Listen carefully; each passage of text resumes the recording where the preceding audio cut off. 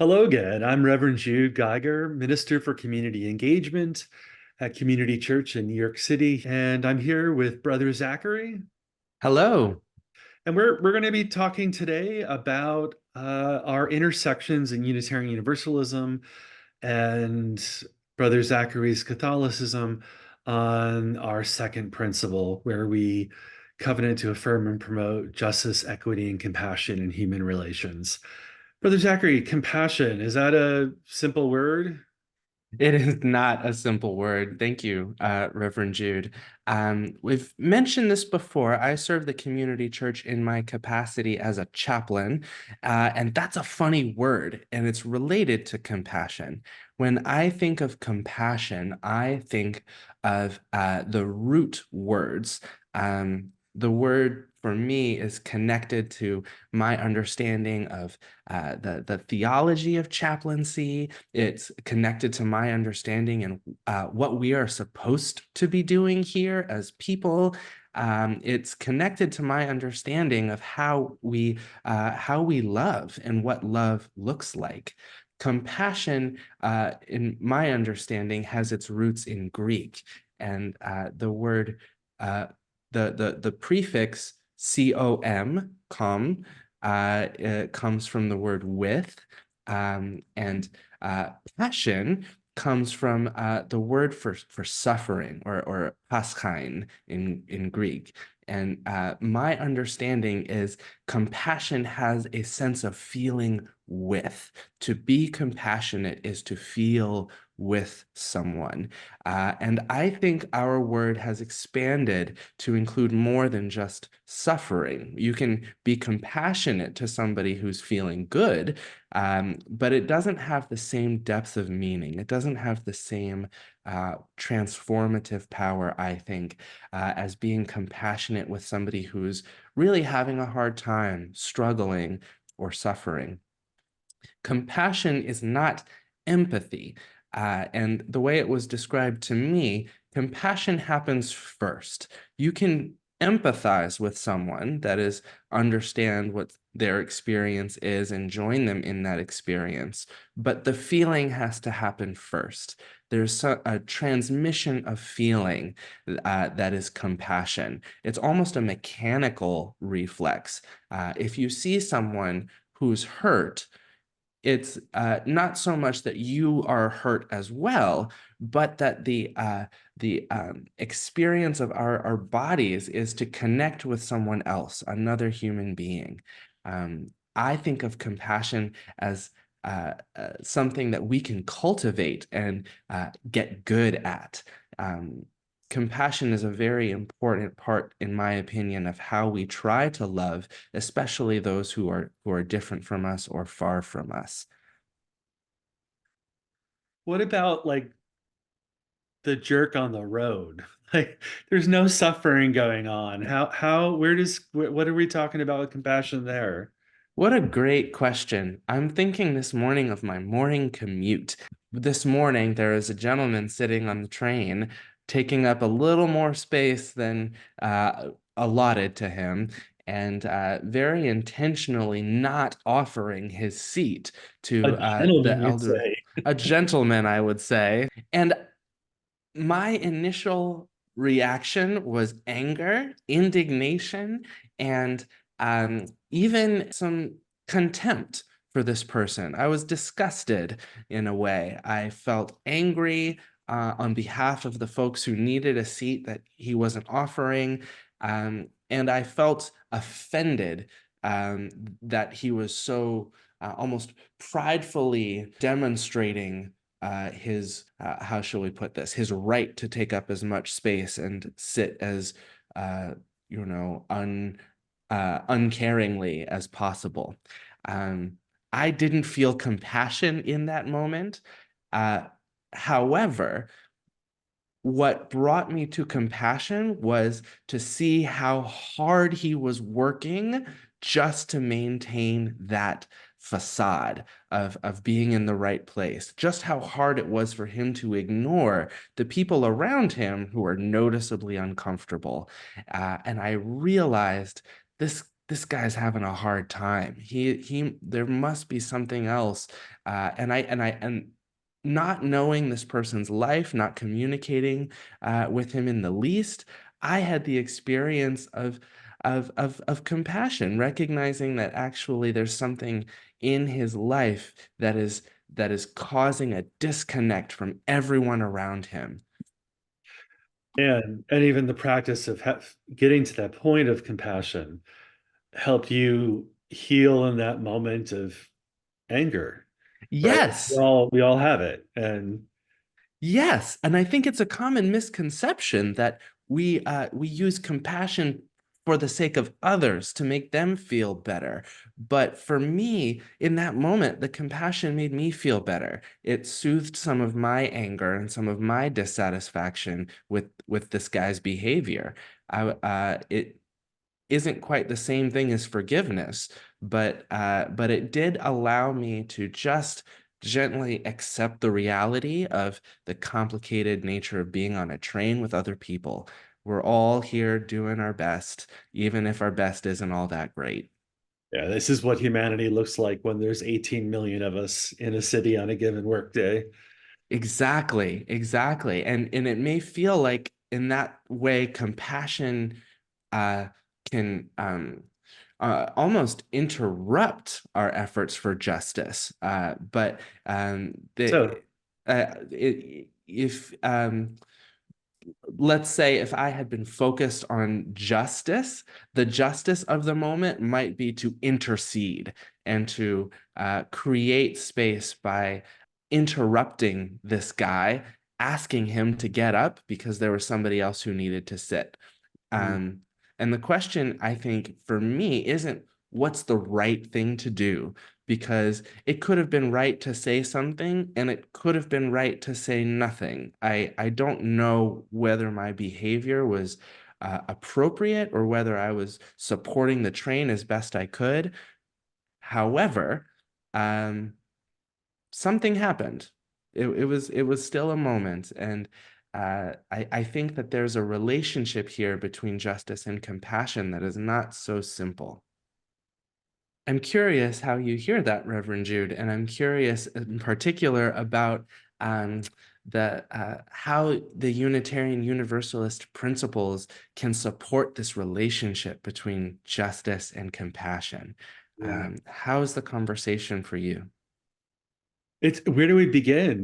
The phrase we covenant to affirm and promote justice, equity, and compassion in human relations begins with justice is and ends with compassion. And you can just as easily start the other way around. It's hard to get to justice without a sense of compassion somewhere in the Uh, system from beginning to end. I love that. It's so true.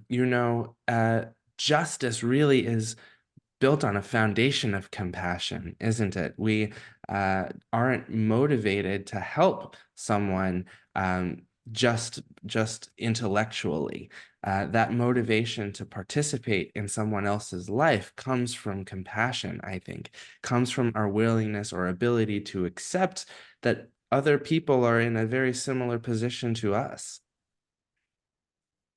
Well, and that's theology. I mean that because it we don't need to have compassion. Hmm. I think that's a worse way of living, both practically and spiritually. And people live without compassion for whole cohorts of us in the world and go about succeeding and thriving to their heart's content. I guess the assumption is that there's something unnatural about that lack of compassion, that there's an instinct in us that would want to connect to the suffering of another person. And if that doesn't happen, if we are not compassionate, it might be a response to our own suffering, a response to our own pain, maybe our experience of simply being overwhelmed.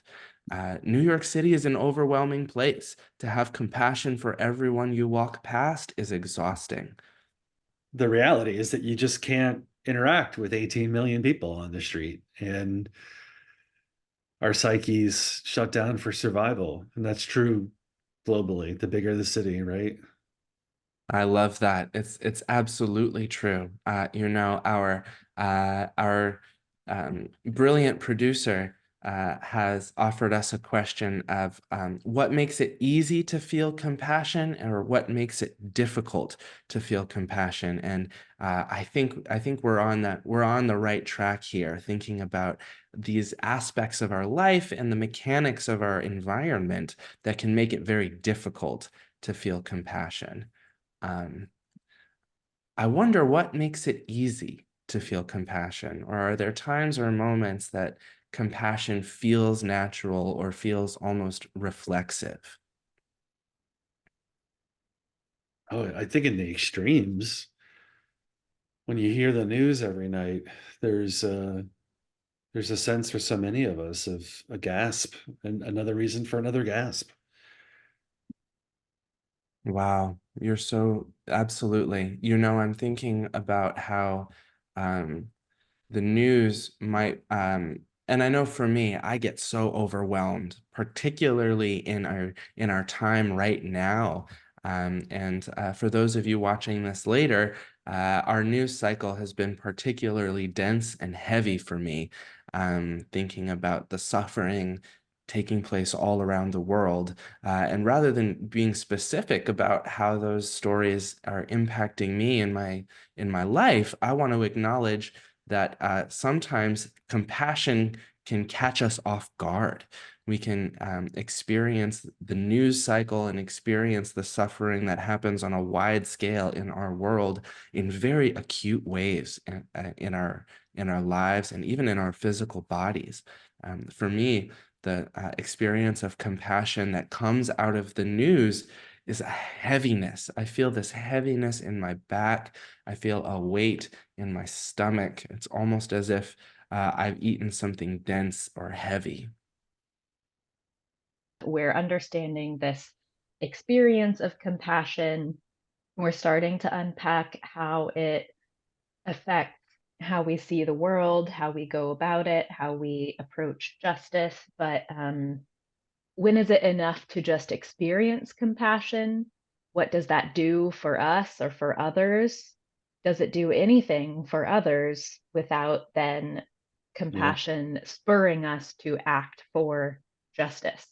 Why is it that, the UU principle mentions justice and equity rather than charity and good works? I really am interested in this question because I think partly where Catholic practice or Catholic theology gets some of its um, effectiveness, I think, comes from uh, coming at it from two different sides. And, the emotional experience of others, the passion of others being part of the truth of who God is part of how I understand Catholic practice. We do charity not just to improve the lives of others, but to get a deeper understanding of who God is. And so justice, it almost doesn't the goal isn't even somewhat to succeed, but to become more like God. So I think that leads to some of the effectiveness of Catholic charity because of the intensity that communities engage. I think it also leads to some of the ineffectiveness of Catholic charity because the changing the lives of the poor is less the focus or goal. Does that make sense? Ooh. Is it direct charity versus solidarity and changing systems? Exactly. See what you're saying. And in Unitarian Universalism, the assumption is that we are called, expected, assumed, challenged to find paths to justice and equity with compassion in it. Not that we succeed, not that we always do it, but the Hmm. theology is saying this is our praxis. This is what we're expected to be doing. That's the norm, the a priori. I'm curious about the why of it, particularly for Unitarian Universalists. Why is that the challenge to individual UUs? Is it for personal spiritual growth? Is it with the goal of dismantling our oppressive social systems? Is it the goal of building wisdom into our community and an understanding of how interrelatedness can serve us? I think it could be any of those, but I'm Could be curious of any your of thoughts. those. In modern language, I would probably say the we're all here to build the beloved community. And that's our bedrock Mm. that everything else is built on. I love that. And so compassion is a necessary building block, maybe, or a the foundation on which the beloved community is built. That sounds an awful lot like some shared theology between our two communities. This idea of a loving community being the purest or simplest expression of God's love for us, and our natural response to the overflowing of abundant love that comes through a life of faith. I hear beloved community being the clearest expression of that compassion, and I think justice and equity are maybe what beloved community looks like. Justice and equity are descriptions of what happens if compassion is allowed into the foundation of our relationship and our community. How are compassion and forgiveness related? Is compassion necessary for forgiveness? And if you have compassion for somebody, does that mean you have to forgive them for doing bad things sometimes? We can even go back to the man on the subway. We can have compassion for him. Do we have to forgive him for being a jerk?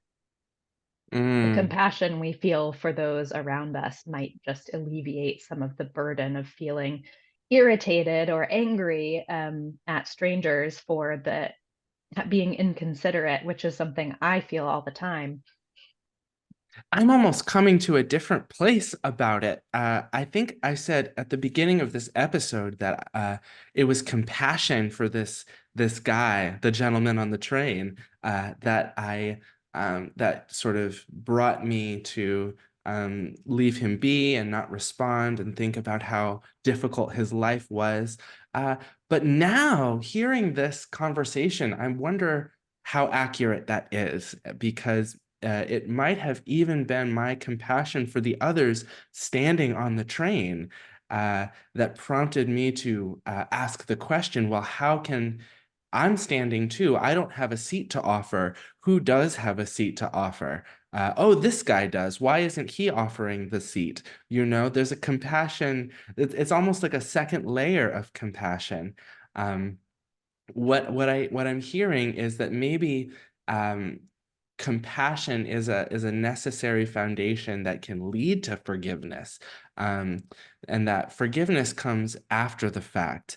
I imagine forgiveness would be really hard to achieve as an individual without a foundation of compassion, without some understanding of our shared human experience.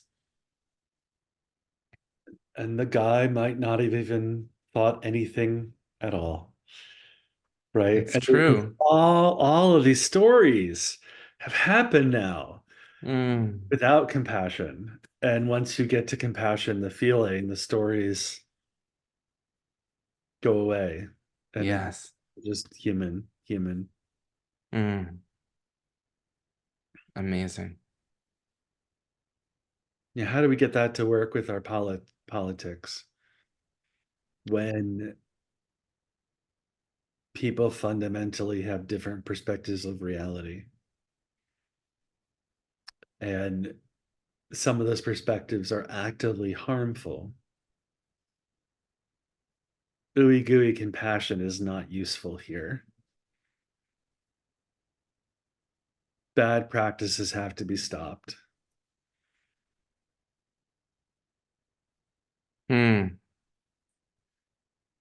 And learning on the small, everyday lessons that compassion teaches us can inform and awaken us when the big issues come about as a check. I often wonder, for folks who are so strident in their desire to make the world perfectly in their image, if they just forgot how to do it on their everyday. What a powerful thought. I'm thinking about in particular some of the conflict within my tradition, within Catholic communities, between folks who are very intentionally trying to create a world that is exclusive. That is to say, without the people that some don't want to serve or don't want to be around. It is almost like an intentional separating oneself from the people who are different. What a fundamentally backward way of thinking that is when we look at the need for compassion. That compassion is actually a driving force to help us grow in understanding, grow in wisdom, grow in love around people who are different. And the truth is, we can't separate ourselves from the people around us and from the people who are different from us. We all breathe the same air, share the same resources, and respond to the same structural difficulties and issues in our world. I'm thinking about your question, how in our politics do we get away from this sort of ooey gooey compassion and find a sort of compassion that hits the road and is effective in helping us just live together? That it makes me think of this protest sign I've been seeing and social media slogan I've been seeing, which also kind of feels like a mantra and a rallying cry, and something that I think is really resonating for a lot of people, which is just all children are our children. And it's something that I know like so many people over the last 4 months have been feeling when they see images of children being bombed or starved or amputated without anesthesia in Gaza. And I think that's for me, a powerful demonstration of compassion in action. Okay, all children are our children. I feel this suffering because maybe I have children, maybe I don't, but I can see it, and it drives me to action because of that suffering that I am also feeling, because I'm taking on some of the suffering that I'm witnessing, and I have this opportunity. So for me, I feel like that's kind of the compassion in action. Suffering together drives us forward. And I think it's a very powerful tool. Yes,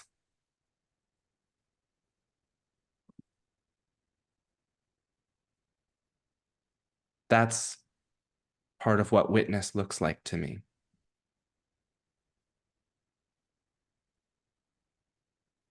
We are moved to action by compassion.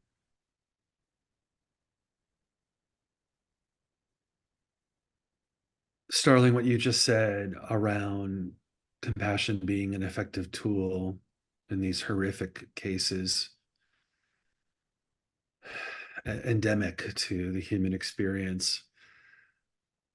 I think theologically, in Unitarian Universalism, we're saying that not only is it a tool, but it's a marker of humanity. And when someone is not moved by that horror, these horrors, it's a marker that we need to pause, and that person should probably not be in leadership. Get them out.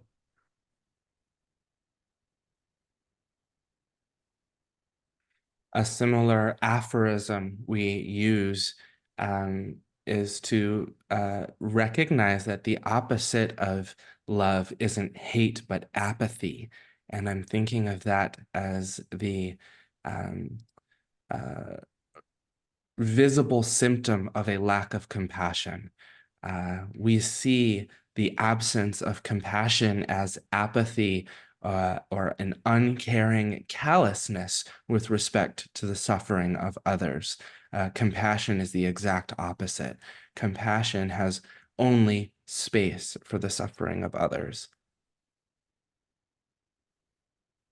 And when you make that space, it's hard to endure the suffering of another person.